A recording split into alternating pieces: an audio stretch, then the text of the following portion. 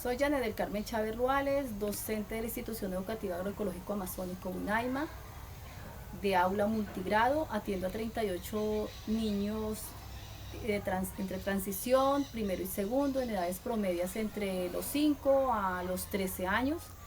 Esta institución educativa, su modalidad es agroecológica.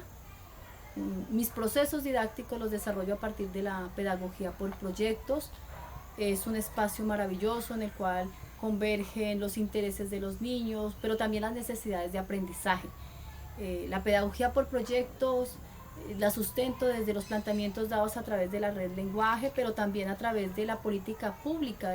Los lineamientos curriculares de 1998 la proponen como una alternativa maravillosa desde los cuales podemos alcanzar aprendizajes significativos. Pero no solamente los lineamientos curriculares de lengua castellana, también están los lineamientos curriculares de preescolar en los que se hace énfasis que los procesos didácticos de los niños en el primer ciclo deben ser a partir de la pedagogía por proyectos. La pedagogía por proyectos, ¿cómo está dada? Está dada por unas etapas. Esa pedagogía por proyectos rompe esos paradigmas conceptuales, esos paradigmas gramaticales, esos paradigmas que a veces hacen que los procesos en el aula no sean amenos para los niños. Una pedagogía por proyectos inicia con encontrar los intereses de los estudiantes. Para este año 2016 estamos desarrollando con mis 38 estudiantes un proyecto que se llama Los Fantásticos Insectos. Ese proyecto surge de los intereses de ellos. Ese nombre de Fantásticos Insectos lo proponen ellos. Se dio a través de un recorrido ecológico que se hizo a finales de enero cuando llegan a la institución educativa. En ese recorrido era evidente el afán de ellos por conocer sobre los insectos. Surgen unas preguntas interesantes que ellos quieren investigar.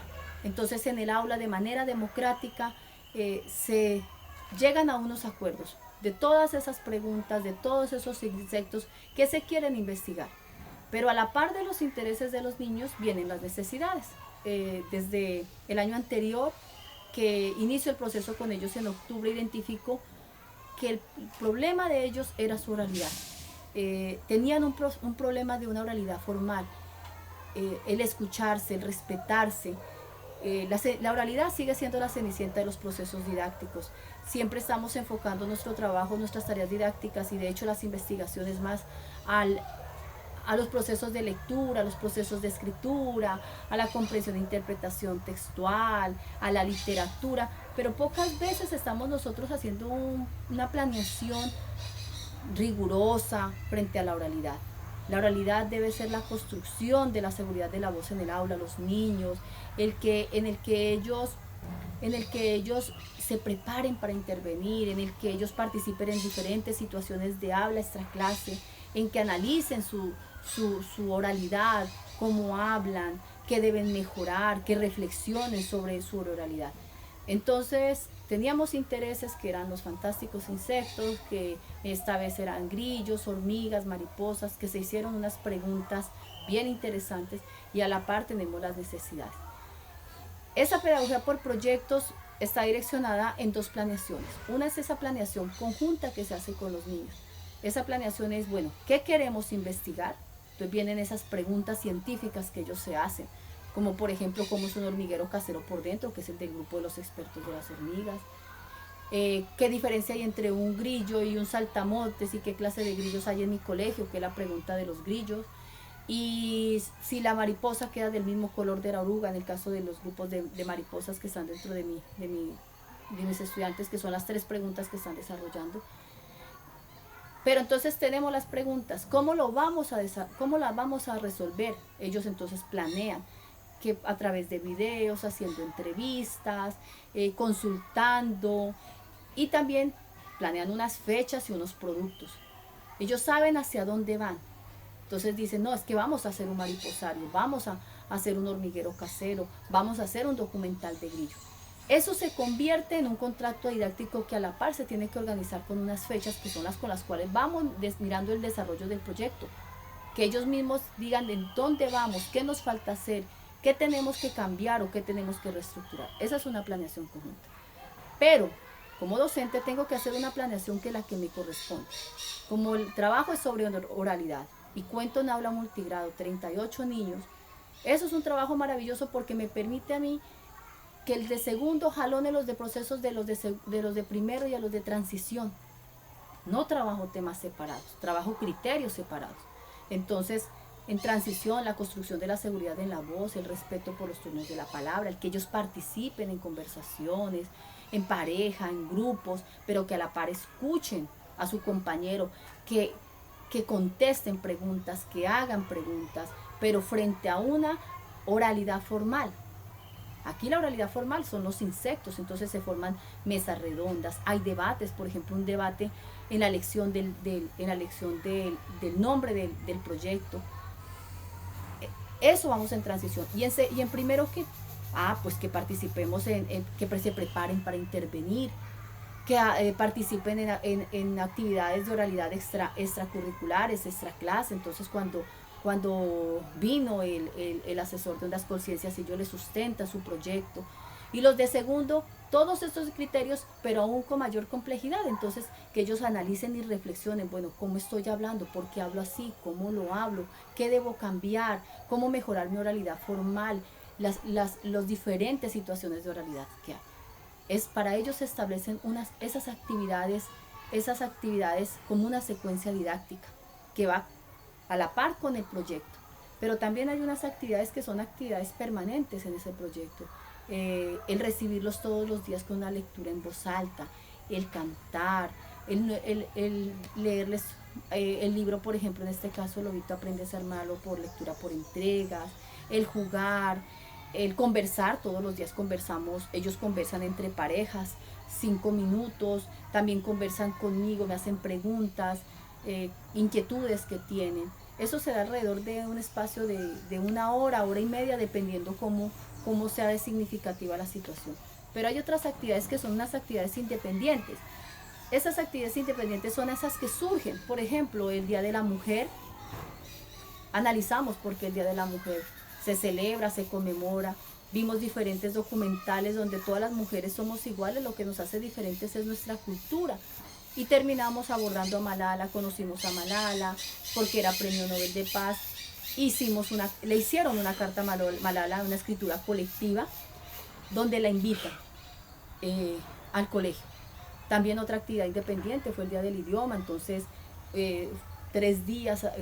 4 días abordando por qué se celebra el Día del Idioma, los 400 años de la muerte de Cervantes, vimos videos de Don Quijote de la Mancha, entonces les encantó las aventuras de Don Quijote y los molinos de viento, les leí en voz alta Don Quijote de la Mancha para niños, y organizamos todos los stands, ellos mismos hicieron las carteleras, pintaron molinos de viento, que eran los que nos iban a servir después para los stands del Día del Idioma.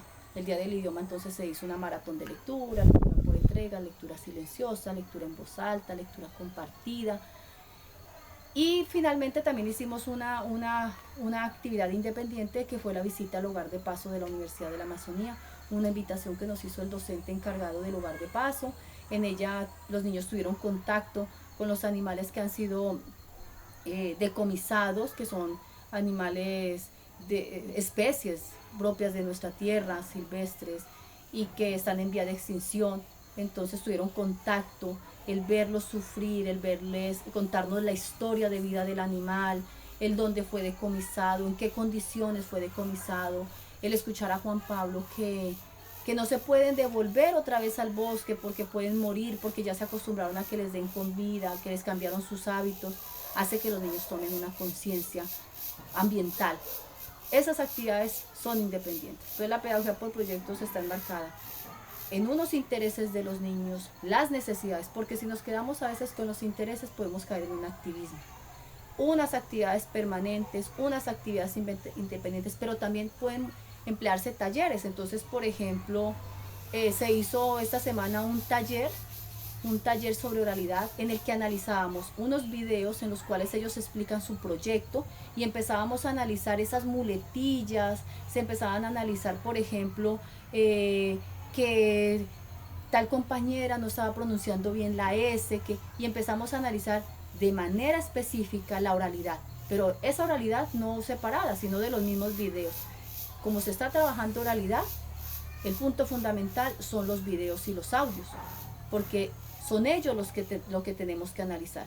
Cuando se hacen debates, cuando se hacen esas mesas redondas, cuando se hacen esos conversatorios, ellos ya tienen organizados unos roles, entonces está el moderador, el relator, por lo general el relator es el del grado segundo.